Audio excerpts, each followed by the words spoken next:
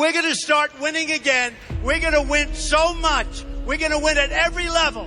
We're going to win economically. We're going to win with the economy. We're going to win with military. We're going to win with health care and for our veterans. We're going to win so much, you may even get tired of winning. And you'll say, please, please, it's too much winning. We can't take it anymore. Mr. President, it's too much. And I'll say, no, it isn't. We have to keep winning. We have to win more. 2025 was the year American dominance was restored. Donald Trump was back in office and the country was finally on track to win again. But that wouldn't happen without cost. America took some hits, including the assassination of Charlie Kirk. But the year was also defined by major victories. Endless wars were brought to a close, trade deals were reshaped, and the Biden border crisis was brought to heel. And it all began on January 20th, 2025. Congratulations, Mr. President.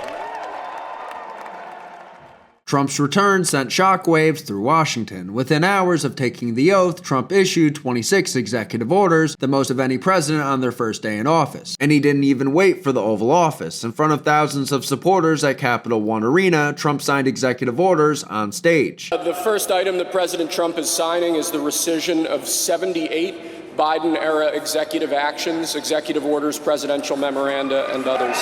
The message was unmistakable. The era of hesitation was over. On his second day in office, Trump moved just as fast. This day would see a major promise fulfilled. Back in May of 2024, Trump promised libertarians that he would pardon Ross Ulbricht if reelected. If you vote for me on day one, I will commute the sentence of Ross Ulbricht. And sure enough, Trump made good on his word. Last night, Donald Trump granted me a full pardon. I was doing life without parole, and I was locked up for more than 11 years. But he let me out. I'm a free man now. 3 days into his second term, Trump set his sights on the wildfires destroying California. He flew to Los Angeles, sat at a roundtable with Governor Gavin Newsom and LA Mayor Karen Bass, and pledged that the federal government standing behind you, 100%. He also vowed to waive federal permitting requirements to speed up the rebuilding process. So we're waiving the federal permits. Either waive them or give them to you so rapidly it's going to be essentially the same thing, but we're going to try and just waive them. By early February, the fires were fully contained, and California could begin rebuilding their failing cities. Over the next few weeks, Trump signed 25 more executive orders, with my personal favorite being Executive Order number 14187, titled Protecting Children from Chemical and Surgical Mutilation. On January 29th, Trump signed the Laken Riley Act, the first new law of his second term. The bill targeted violent illegal offenders and mandated detention for repeat criminal migrants. By February, Trump made his first major foreign policy move. Less than 3 weeks into his second term, President Trump announced the release of Mark Fogel, an American school teacher who had been detained in Russia since August of 2021. Joe Biden had made virtually no progress in securing the release of Mark. Meanwhile, Trump did it within his first 30 days. I feel like the luckiest man on earth right now. And I want you to know that I am not a hero in this at all. And President Trump is a hero. This moment marked the start of Trump's peace through strength approach to foreign policy, a strategy that would secure the release of 72 more Americans by October of 2025. This is a stark contrast to approximately 75 total hostages released throughout Biden's 4 years. For the establishment in Washington, the first months of 2025 were a whirlwind of shock and awe. Their open borders were closed. Their pet programs and cushy jobs were vanishing by the day. It was clear that President Trump was fulfilling his mandate, and America was winning once again. By early February, Trump turned his attention to the Middle East. A fragile ceasefire in Gaza was hanging by a thread. Hamas was still holding dozens of Israeli hostages. Trump issued an ultimatum. As far as I'm concerned, if all of the hostages aren't returned by Saturday at 12 o'clock, let hell break out. The pressure didn't produce a signed deal overnight, but it certainly changed everything. From that moment forward, Hamas was negotiating with the full weight of American power hanging over them. By fall of 2025, that pressure broke through. Hamas was forced into a peace deal under conditions shaped by Trump's terms. This took 3,000 years to get to this point. Can you believe it? And it's going to hold up, too. It's going to hold up. The Biden camp would later try to claim credit, but if they had been capable of delivering this outcome, they wouldn't have needed Trump to set it in motion. Then he moved to enforce the border. Trump reinstated his toughest immigration policies and leaned on Mexico, openly threatening steep tariffs if the migrant flow didn't stop. And Mexico blinked. Within days, Mexican authorities deployed troops and tightened enforcement along their southern border. Did you blink this morning? There was no blinking. No, she's a wonderful woman, but she did agree to 10,000 soldiers on the border.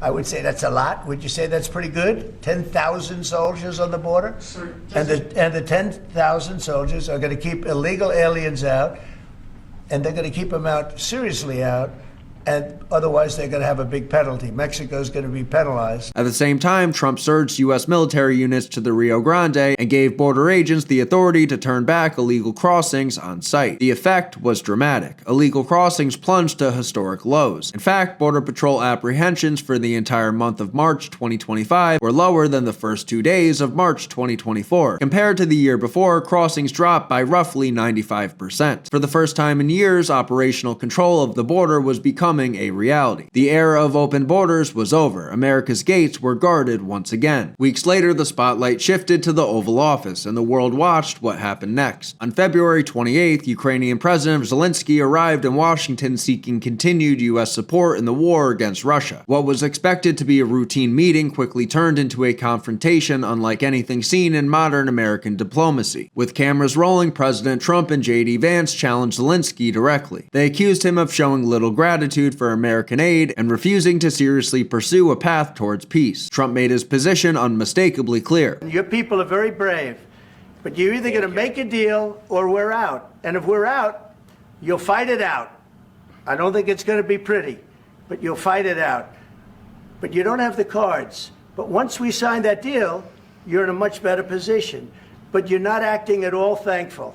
And that's not a nice thing. I'll be honest, that's not a nice thing. Zelensky pushed back, insisting that Vladimir Putin could not be trusted and that any ceasefire without guarantees would fail. Trump and Vance rejected that premise, arguing that peace requires compromise even when it's uncomfortable. The meeting ended abruptly. No agreements were signed. In an unprecedented move, the White House asked Zelensky to leave immediately after the meeting concluded. Hours later, Trump posted a blunt message. Zelensky had disrespected the United States and could return when he is ready for peace. The next day, Trump escalated further. He froze all U.S. intelligence sharing and military aid to Ukraine, demanding a 30-day ceasefire as proof that Zelensky was serious. The pressure worked. On April 30th, Trump finalized a U.S.-Ukraine mineral resources agreement where future American military support would be counted as investment in a joint reconstruction and mineral development fund, securing U.S. access to critical minerals without blank checks. But as of 2026, the war in Ukraine rages on. I have faith that Trump will see a way to end the war before he leaves office. While foreign leaders were being put on notice, America itself was being reset. Trump's boldest move to rewrite the global order came as spring unfolded. On April 2nd, he stunned the world by declaring a national trade emergency and unveiling what he called the Liberation Day tariffs. China, 67%. That's tariffs charged to the USA, including currency manipulation and trade barriers. We're going to be charging a discounted reciprocal tariff of 34%. European Union, they're very tough. 39%, we're going to charge them 20%, so we're charging them essentially half. Vietnam, great negotiators, great people. They charge us 90%.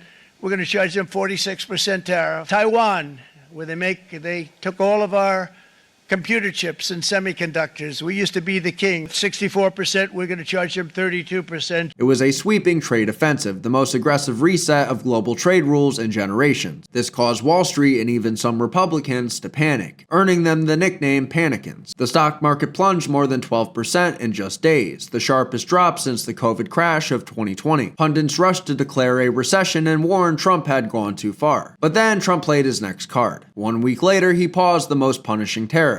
Not to retreat, but to force negotiations. Trading partners were given a choice, deal or feel the full weight of Liberation Day. This caused the markets to roar back in relief. By the end of 2025, 16 new trade deals were finalized covering 43 countries, and the results spoke for themselves. The United States had collected $216.7 billion in tariff revenue, up from just $77 billion in Biden's final year. Trump's strategy was coming into focus: shock the system, force the talks, set the terms, and it was working. When it came to military force, Trump made one thing clear: no more half measures. Since March, the United States had been locked in a shadow war against the Iran-backed Houthi rebels in Yemen. The Houthis were firing missiles at commercial ships in the Red Sea, threatening global trade routes and regional stability. Trump responded with overwhelming force. Through April into early May, U.S. Navy jets launched near-daily strikes on Houthi targets. Missile sites were destroyed, militant camps were flattened. American drones prowled the skies over Sana'a. Carrier strike groups delivered message after message. The attacks would stop one way or another. Finally, the Houthis had enough. On May 6, Trump declared that he would stop bombing them as long as they laid off the terrorism. Now that the proxy was dealt with, the real confrontation arrived. In mid-June, the long-simmering standoff between Israel and Iran finally exploded. On June 13th, Israel launched a massive strike on Iran's nuclear facilities. Tehran responded with ballistic missiles aimed at Israeli bases and cities. Then Trump made his move. As Israeli jets struck deep inside Iran, President Trump ordered the United States to join the operation. A short time ago, the U.S. military carried out massive precision strikes on the 3 key nuclear facilities in the Iranian regime: Fordow, Natanz, and Esfahan. Tonight, I can report to the world that the strikes were a spectacular military success. Iran's key nuclear enrichment facilities have been completely and totally obliterated. Iran, the bully of the Middle East, must now make peace. For 12 days, the world watched as missiles, drones, and warplanes filled the skies. And then it stopped. On June 24th, Trump personally brokered a ceasefire. He demanded both sides stand down, and this time they did. At the Pentagon, Trump's team called it a decisive success, a strike that shattered Iran's ambitions without dragging America into another endless war. Friends and enemies alike took notice. Just days after averting a wider war, Trump landed in Europe for a moment that was years in the making. On June 25th, Trump delivered a diplomatic victory few thought possible. In a very historic milestone this week, the NATO allies committed to dramatically increase their defense spending to that 5% of GDP. This will be known as the Hague Defense Commitment. For years, Trump had warned them, pay your share or America walks. Mark Rutte announced that all 32 NATO nations approved the increase, openly crediting Trump's pressure for the breakthrough. For decades, the United States sought to get Europe to truly step up. Now, European allies and Canada will equalize their defense spending with the United States. So let me salute President Trump's long-standing leadership in calling for NATO to increase defense spending. Today, I am pleased to announce that NATO has already added an additional $1 trillion in defense spending over the past decade. Mr. President, dear Donald, that is thanks to you pushing us. And tomorrow we will build on that foundation and add trillions more in defense spending. It was a vindication on the world stage. For the first time, the alliance wasn't a burden, it was a partnership. The image was striking. Trump, flanked by leaders who once whispered about going around him, now standing beside them as the undisputed driver of the alliance. As Trump prepared to leave the summit, a reporter asked a question that perfectly captured the moment. Mark Rutte, the NATO chief, who is your friend, he called you daddy earlier. Do you regard your NATO allies as kind of children? No, he likes me. I think he likes me.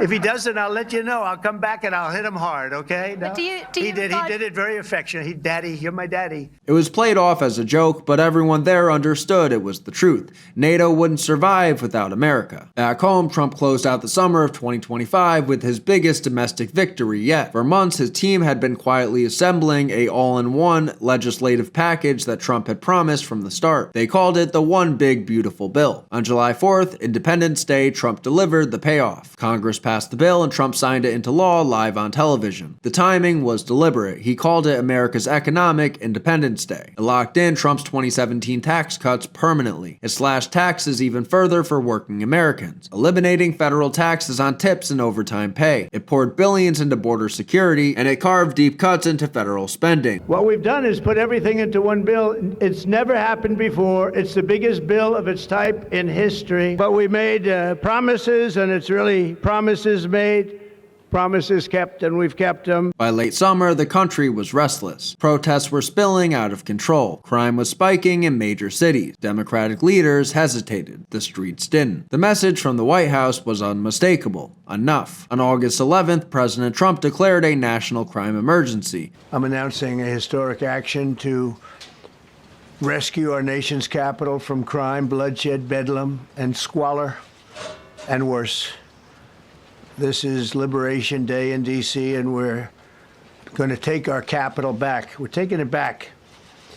Under the authorities vested in me as the President of the United States, I'm officially invoking Section 740 of the District of Columbia Home Rule Act and placing the D.C. Metropolitan Police Department under direct federal control. In addition, I'm deploying the National Guard to help reestablish law, order, and public safety in Washington, D.C., and they're going to be allowed to do their job properly. And D.C. was just the beginning. As violent crime spiked in other Democratic-run cities, Trump authorized Guard deployments and federal assistance beyond the Capitol. After months of unrest, the era of stand-down policing was over.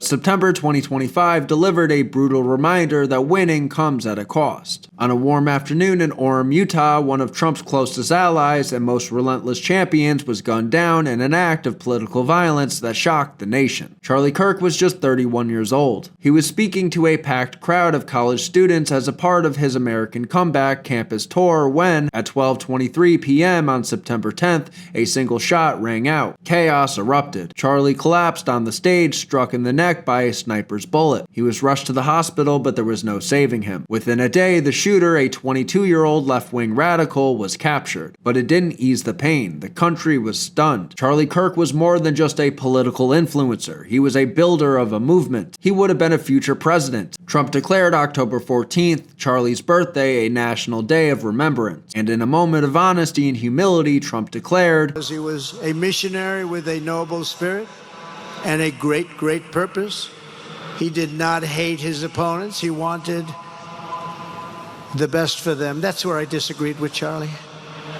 I hate my opponent, and I don't want the best for them. I'm sorry. The media made a fuss over that comment, but to me, that was Trump saying he doesn't forgive the guy who did this to Charlie, and I agree with him there. Charlie Kirk's death was a gut punch to the MAGA movement, but I don't think his death broke the movement. Through the fall, the crackdown on crime would continue in full force. On September 22nd, Trump formally designated Antifa as a domestic terrorist organization. He said, I'm pleased to inform our many USA patriots that I am designating Antifa a sick, dangerous, radical left disaster as a major terrorist organization. I will also be strongly recommending that those funding Antifa will be thoroughly investigated in accordance with the highest legal standards and practices. Thank you for your attention on this matter. Federal agencies were now authorized to treat Antifa cells as what they were, organized extremist networks. But the violence wasn't limited to city streets. By early September, a new threat was emerging offshore. Trump's administration identified what it labeled as narco-terrorist networks at sea, cartel-linked operations moving drugs, weapons, and people through international waters. They weren't just smugglers anymore, they were armed networks operating like militias. Essentially pirates selling drugs. And Trump responded accordingly. The president annihilated a cocaine speedboat operated by the cartel last night. They never saw it coming. America's been getting poisoned by drugs and gangs for decades. The old way of doing business didn't work. So Trump flipped the script. As of writing this, operations in Venezuela are continuing to this day. By October, Trump was operating from a position of total confidence. On October 20th, Trump ordered the demolition of the White House's East Wing to build a grand ballroom, not funded by the taxpayers, but paid for entirely by private donors and billionaires. Trump said the White House deserved a space worthy of state dinners, world leaders, and American history. It wasn't about a ballroom, it was about permanence. Trump wasn't just passing through the White House, he was reshaping it. Then in November, Trump did something no one expected. He welcomed New York City's newly elected Democratic Socialist mayor into the Oval Office warmly. No shouting, no lectures, no hostility. Trump smiled and said, I met with a man who's a very rational person.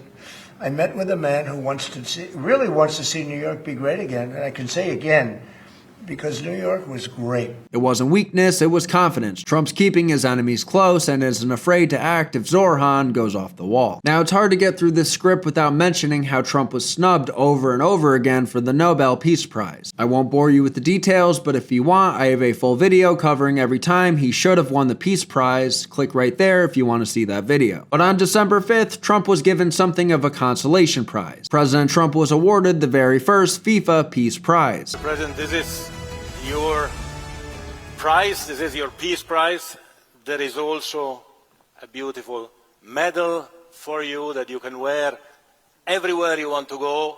I'm going to wear it right now. Okay, let me hold. Fantastic. For Trump supporters, it felt like something finally was being set right. For years, Trump had delivered peace deals without applause. Now the recognition came anyway. And December brought another surprise. President Trump announced what he called a permanent pause on third world migration. In a social media post, the president now threatening to ban people from what he has called third world countries. He's vowing to deport anyone who is, quote, incapable of loving our country or non-compatible with Western civilization. There were no loopholes, no sunset dates, no ambiguity. Trump said the message was simple. America would decide who enters and on what terms. And then on Christmas night, President Trump took action once more. After months of warnings, Trump ordered U.S. airstrikes against ISIS militants in northwest Nigeria, terrorists responsible for the mass slaughter of Christians. The U.S. has launched an attack on Nigeria, its president has announced. Donald Trump made the announcement on his Truth Social account, declaring tonight, at my direction as Commander-in-Chief, the United States launched a powerful and deadly strike against ISIS terrorist scum in northwest Nigeria, who have been targeting and viciously killing primarily innocent Christians at levels not seen for many years and even centuries. I have previously warned these terrorists that if they did not stop the slaughtering of Christians, there would be hell to pay. And tonight, there was. The Department of War executed numerous perfect strikes, as only the United States is capable of doing. Under my leadership, our country will not allow radical Islamic terrorism to prosper. May God bless our military, and Merry Christmas to all, including the dead terrorists. The strikes were swift, they were lethal, and they were coordinated with Nigerian authorities. For Christians in Nigeria, many of whom had been haunted for years, the message was unmistakable. Under Trump, America would not look away anymore. All in all, I give Trump an A for his first year. If he were more transparent about the Epstein files, it would have been an A+. But the reality is this. Trump gave me almost everything I voted for. I wanted a level playing field for my sons. Trump eliminated DEI. I wanted lower taxes. Now I don't get taxed on my overtime at my full-time job. I wanted sex changes on children to stop. Trump and RFK are taking action. You can say whatever you want about the man, but what he's been able to accomplish in 1 year is damn impressive. Now that that's out of the way, here's a nice little slideshow montage of honorable mention. And as always, thank you for watching.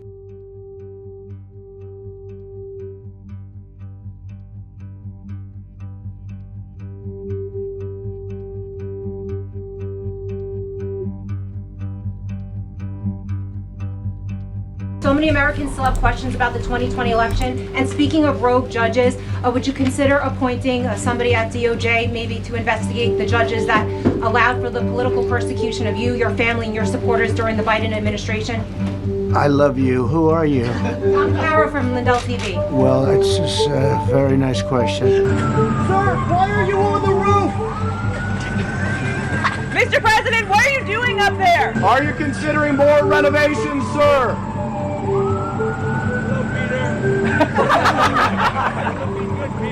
Donald Trump's return to the United Nations got off to a bumpy start.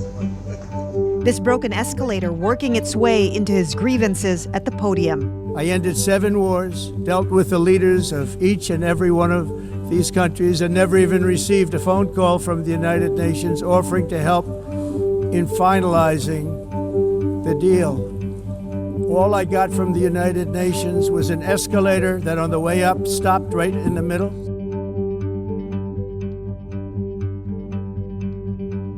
way to sugarcoat it. Nobody likes Democrats anymore. We have no voters left because of all of our woke trans bullshit. Not even black people want to vote for us anymore. Even Latinos hate us. So we need new voters. And if we give all these illegal aliens free health care, we might be able to get them on our side so they can vote for us. They can't even speak English, so they won't realize we're just a bunch of woke pieces of shit. It's a disgusting video, and we're going to continue to make clear bigotry will get you nowhere.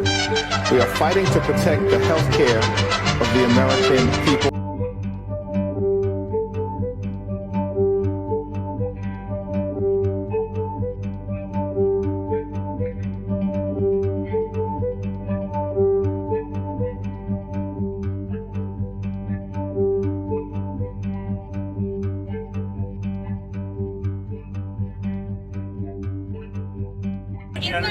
Incriminating in the file, sir. Why not? Why do you think it's